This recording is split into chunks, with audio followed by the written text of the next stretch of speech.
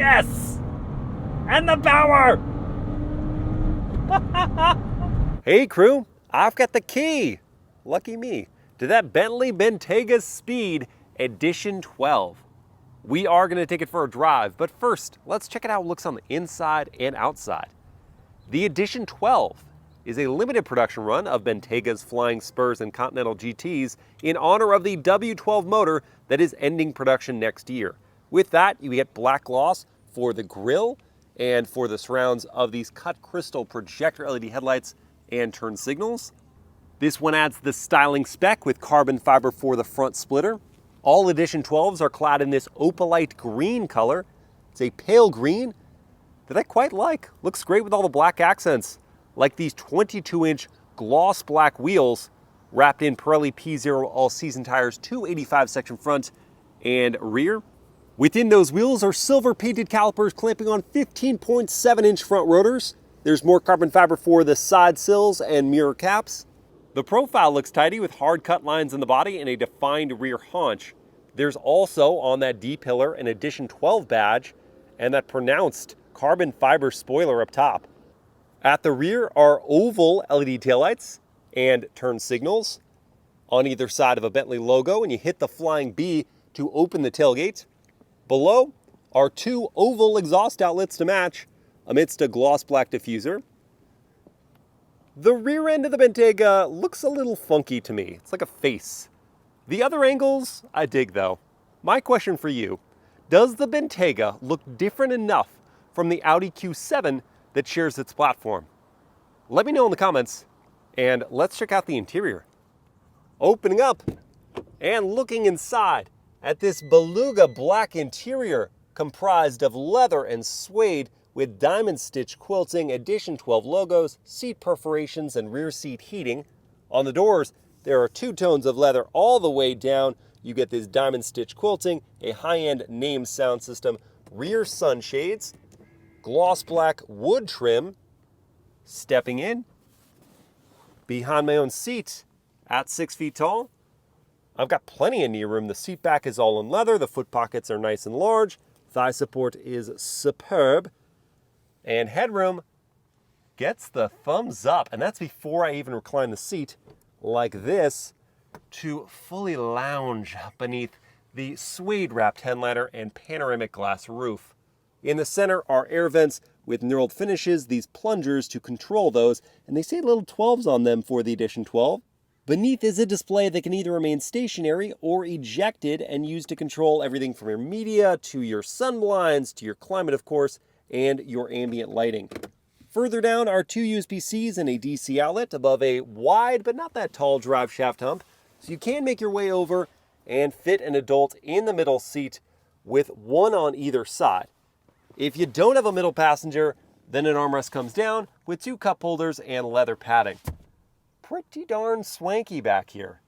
Let's check out the front. There's no need to slam the doors closed because there's standard soft close. But just for build quality's sake, let's listen in to that supremely solid thud. Smart keyless entry is for the rear and front doors.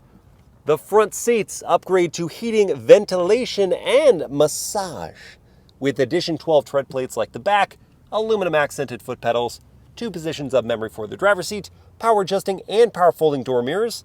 The tailgate release button is here. And behind the second row of seats, we find 17 cubic feet of space. To ease your access to the cargo area, you've got a raising and lowering air suspension system, but inconvenient is the fact that to fold down those rear seats 40-20-40, you've got to open up the back doors and then fold them almost completely flat for 63 cubic feet of space. Yeah, you'd think for $300,000 that power operations for the rear seats from back here would be a no-brainer, but here we are. You do get power close and lock on the tailgate. Nestling into the driver's seat and soft closing my door,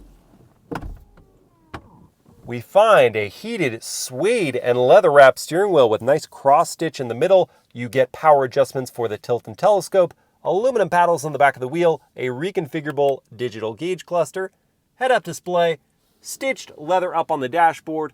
For the Edition 12, we've got the cylinder firing order of the W12 over on this side.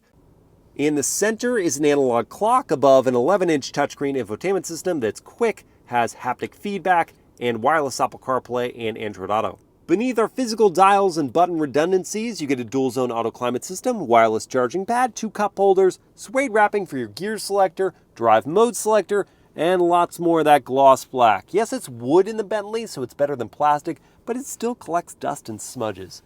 Individual adjusting armrests are here above a very small console with 2 USB-C ports and a DC outlet. Visibility is not a real issue, and there's standard blind spot monitoring with rear cross traffic. This cabin is comfortable. It's got style. It's got almost all the features I would expect for $300K. Just swap out the trim and I'm sold. Let's take the Bentayga Speed for a drive next.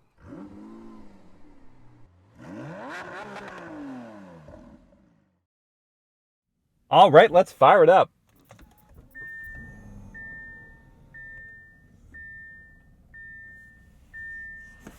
It's such a dignified startup from that W12 motor.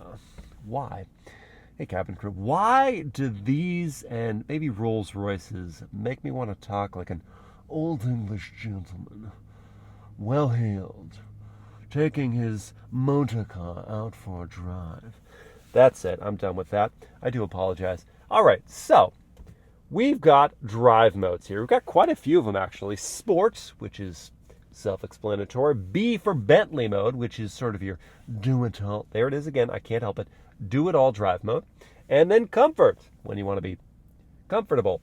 Custom, when you want to get fancy. And then all these different off-road drive modes. Not going to explore that side of the dial today. We are going to start out in the comfort drive mode and then click it forward into reverse. That brings up a high-resolution backup camera system. We got a bird's eye view off to the right-hand side.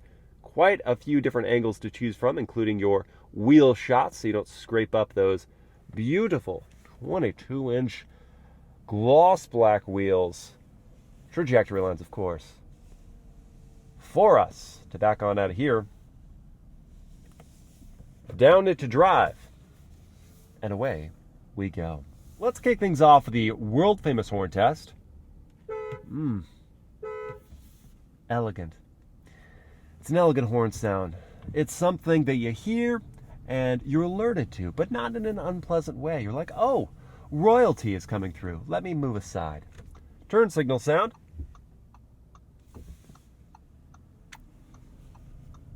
Kind of just average. It's just an average turn signal sound. That should be fancier somehow. You know what is fancy? This W12 motor and this Edition 12 is a celebration of this powertrain that is going away in 2024.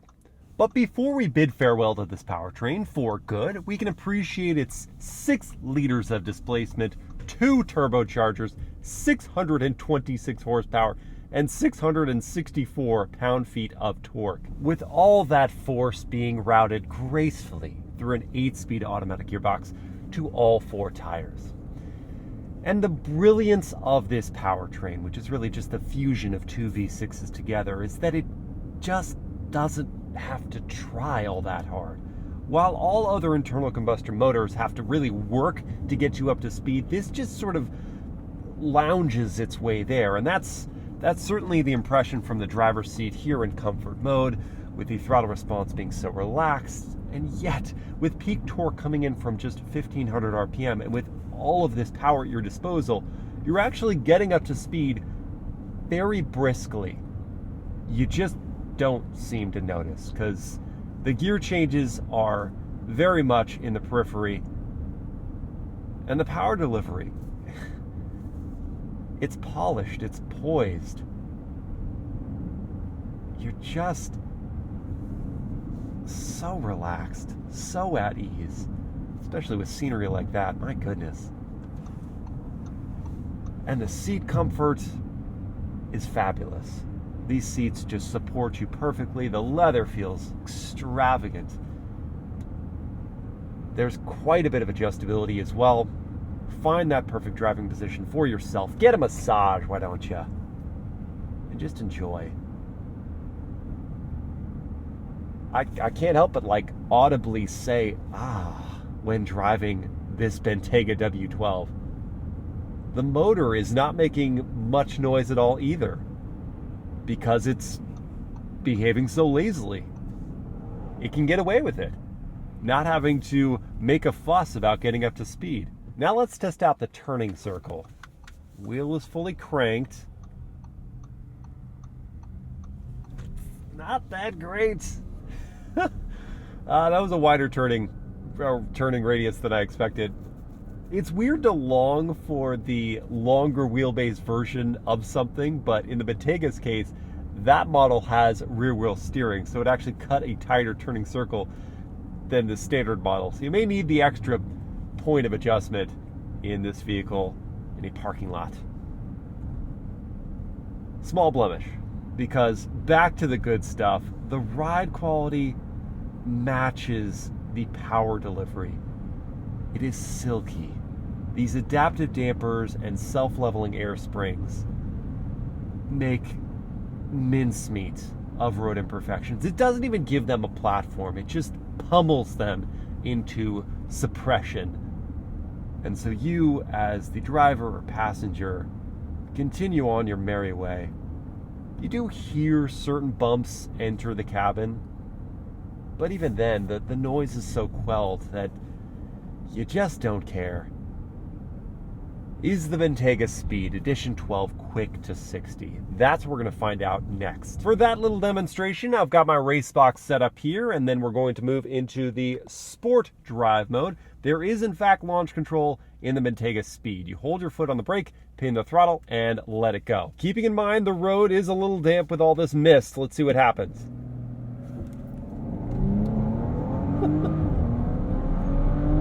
There's 3.8 seconds. Damp roads, no hesitation. 3.8 to 60. Wow. We also got to hear from that W12 for the first time. It's been so quiet up until now, and it's very much awake. It doesn't quite have the same raucous sound profile that the twin-turbo V8 does in the Bentayga S, but it's still a sweet note, and it accompanies stupendous acceleration. I can't believe what's happening. It is so powerful. The slumbering giant, it's awake.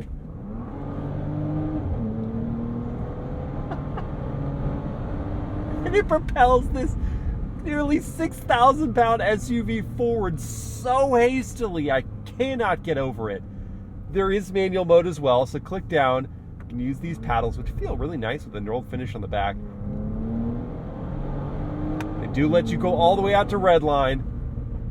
And the shifts themselves, they're agreeably quick. They're not lightning fast. But this isn't the Bentayga Speed. The Bentayga Speed is just knowing that at any point in time, you just put your foot down and hold on. Actually, you don't need to hold on, because it goes so smoothly that it never gives you whiplash. It just goes, and you just get more comfortable because you're pressed into these plush chairs. And the brake response is so measured, you can just gracefully work your way up to a stop. Now, the brakes aren't off the hook yet, because they have to show what they can do in a performance context, like, say, going downhill with damp roads and carrying quite a bit of momentum. We're going to go full ABS on them before we chuck the Bentayga Speed into this curve. Here it goes. Ooh, so powerful. That was really impressive. Turn in. Nice. Wants to push the nose, so you've got to be really patient and conservative with the throttle.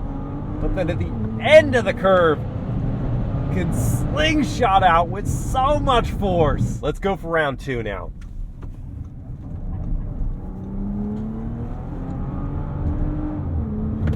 Yes! And the power!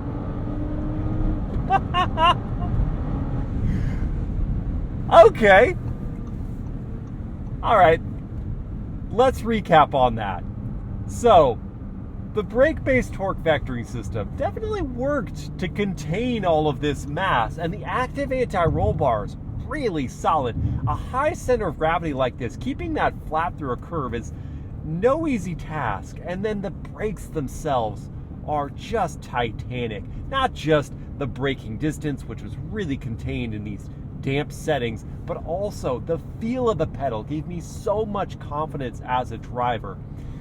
There was understeer, that I can't deny. It did want to plow the nose, and the feedback through the steering was so light that I could only really rely on my eyes to tell me that understeer was happening, because I just wasn't getting it back through the wheel.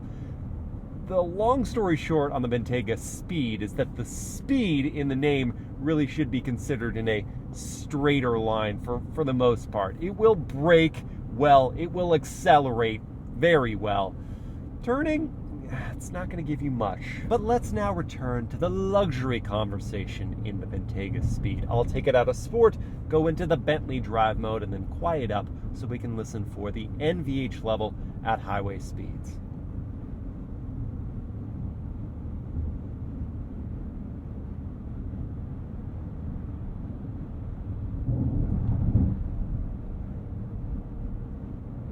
That feels and sounds like $300,000 worth of cabin insulation. Very, very quiet.